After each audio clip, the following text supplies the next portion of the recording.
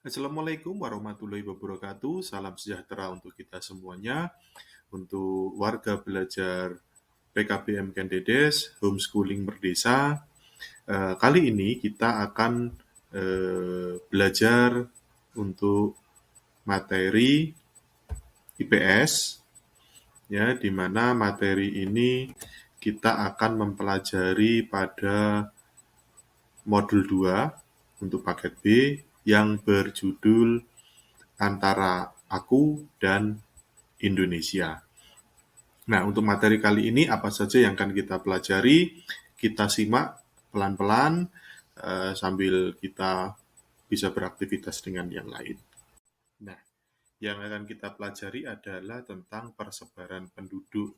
Ya, perlu kita ketahui bahwa Indonesia ini adalah negara yang begitu besar, di mana jumlah penduduknya sangat banyak. Namun demikian, kita juga harus mengetahui bahwa Indonesia juga merupakan negara yang cukup padat penduduknya. Nah, hal ini eh, dapat kita lihat hasil dari survei Worldmeter pada tahun 2020. Ya, hasil survei tersebut berakhir pada 1 Juli 2021. Nah, sehingga nanti jumlah surveinya di tahun berikutnya akan bisa berubah. Nah, perubahannya ini bisa bertambah banyak atau bisa berkurang. Nah, beberapa negara yang memiliki kepadatan penduduk adalah satu China, kemudian yang kedua India, yang ketiga adalah Amerika, yang keempat adalah Indonesia.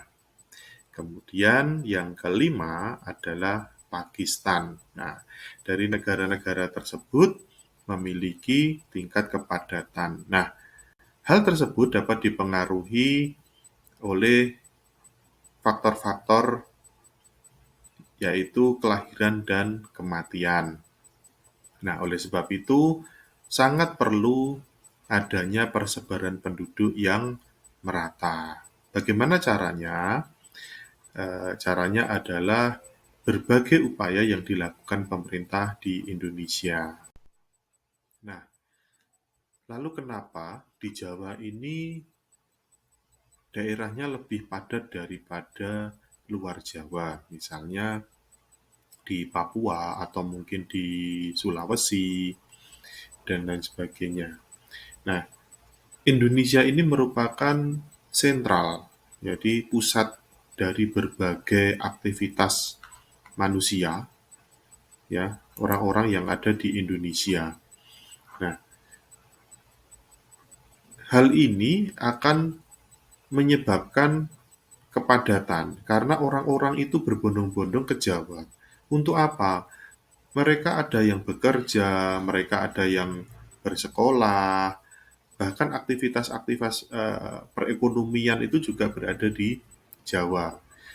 Hal ini, persebaran penduduk itu sangat dipengaruhi oleh komposisi penduduk, misalnya usia, jenis kelamin, pekerjaan, agama, pendidikan, dan lain sebagainya. Misalnya begini, dari pekerjaan, nah, di daerah tempat tinggal orang-orang di desa, di luar Jawa itu mungkin mereka sangat minim untuk mendapatkan pekerjaan. Makanya mereka berbondong-bondong ke Jawa untuk mendapatkan pekerjaan. Kemudian sektor pendidikan. Nah, kalau pendidikan SD, SMP itu mungkin masih ada di daerah sekitar ya. Misalnya di sebuah desa itu mungkin ada beberapa sekolah, mungkin ya mungkin ada yang tidak, tetapi sebagian besar masih ada. Kemudian SMP mungkin tingkatnya di tingkat kecamatan atau kabupaten, mungkin masih ada sekitar. SMA ini kebanyakan di kabupaten, meskipun di kecamatan juga ada. Namun kalau perguruan tinggi, mereka mau kuliah di mana? Nggak mungkin mereka kuliah di dekat kampung tempat mereka tinggal. Pasti kebanyakan mereka akan melanjutkan kuliahnya ini di daerah-daerah kota besar.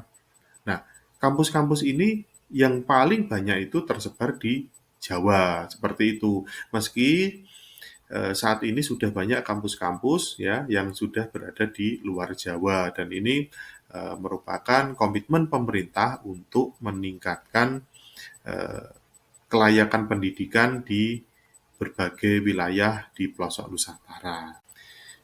Ya, dinamika penduduk merupakan perubahan dan pertumbuhan jumlah penduduk dari waktu ke waktu yang disebabkan oleh berbagai hal. Jadi kondisinya itu berubah-ubah ya penduduknya. Faktornya adalah kelahiran atau natalitas, kematian, yang ketiga adalah perpindahan. Nah, kelahiran ini di sebuah negara sangat diatur oleh negara. Misalnya di Indonesia itu kan ada program KB, Keluarga Berencana. Itu tujuannya adalah mengendalikan membludaknya angka kelahiran. Kalau jumlah kelahirannya semakin banyak, nanti wilayahnya nggak cukup. Kalau kelahirannya itu dibatasi, ini juga berpengaruh dengan kehidupan perekonomian, supaya nanti di setiap keluarga yang memiliki 2 anak itu beban hidupnya tidak banyak.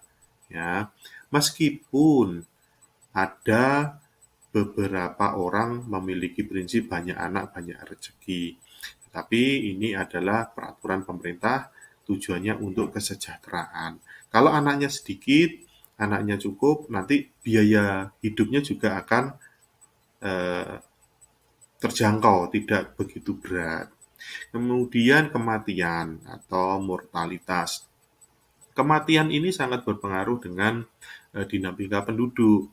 Misalnya begini, eh, jumlah kematiannya apakah harus seimbang? Kalau kematian kan tidak mungkin kita buat kan begitu.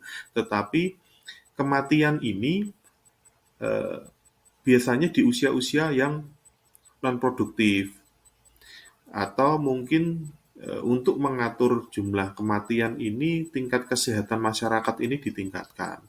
Tetapi eh, ada kondisi-kondisi khusus dalam eh, terjadinya dinamika kependudukan ini. Misalnya perang, dalam kondisi perang itu mungkin ada banyak eh, korban jiwa, kemudian kondisi misalnya bencana alam, ya itu juga bisa mengakibatkan jumlah kematiannya tinggi. Kemudian dalam kondisi saat ini adalah pandemi corona. Nah, ini kondisi ini justru dialami hampir semua negara-negara di dunia. Banyak tingkat kematiannya begitu tinggi. Kemudian perpindahan atau migrasi.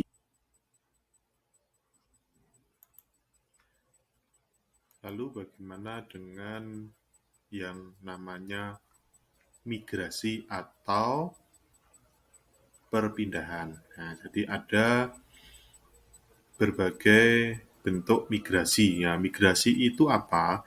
Migrasi itu adalah perpindahan. Ya, jadi sebuah istilah yang digunakan untuk perpindahan penduduk dari suatu wilayah ke tempat lain dengan tujuan menetap. Ya. Nah, ini juga dapat dilakukan oleh karena kepentingan politik ataupun kepentingan administrasi. Nah, ada beberapa macam migrasi, yaitu baik internasional maupun nasional. Migrasi internasional yaitu suatu perpindahan penduduk dari suatu negara ke negara lain. Nah, migrasi internasional itu ada 3, yaitu imigrasi. Imigrasi ya, yaitu masuknya penduduk dari suatu negara ke negara lain dengan tujuan menetap.